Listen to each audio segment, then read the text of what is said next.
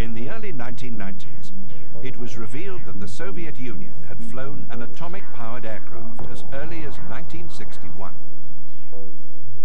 Everyone was dumbstruck after the fall of the Iron Curtain to discover that, after all, the Russians had flown a nuclear-powered aircraft. They flew it 40 times. But this was in the 1960s, and they did it by simply not shielding the crew. Khrushchev was so concerned by what he perceived to be American progress in building an atomic-powered bomber that he demanded one of his own. And the truth of the matter was that the Russians were playing catch-up.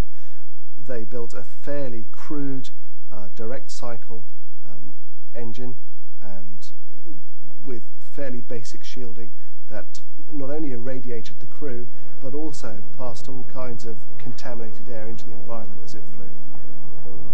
The Russians chose the Bear as their test plane.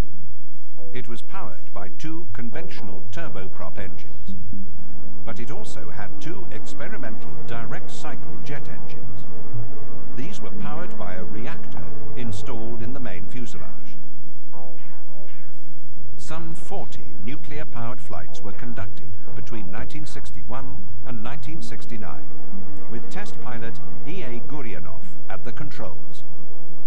I actually have a letter from test pilot Gurianov. He writes, "We had all been irradiated, but we ignored it. Of the two crews, only 3 men survived, a young navigator, a military navigator, and me. The first to go, a young technician, took only 3 years to die."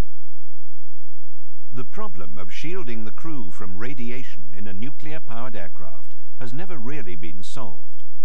But the underlying ideas behind the NB-36 project continue to influence American military research.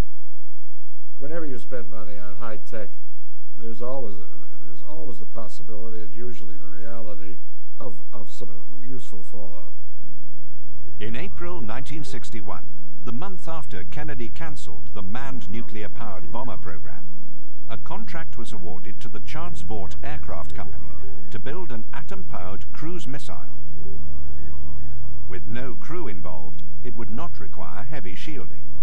The new weapon was to be a direct-cycle nuclear ramjet.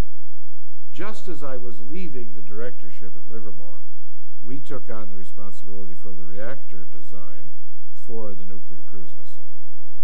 The cruise missile is just a pilotless airplane. You got this direct drive engine. It's just like it's you know, a lot of parallels between it and a nuclear airplane, except since it didn't have a pilot, the shielding problem was not the same. The new missile was called SLAM. Zburat got as far as building a 1/3 prototype of the SLAM. The final design for the SLAM would be a missile that was 65 foot long. It would be fired up to high altitude to get as far as it needed to go.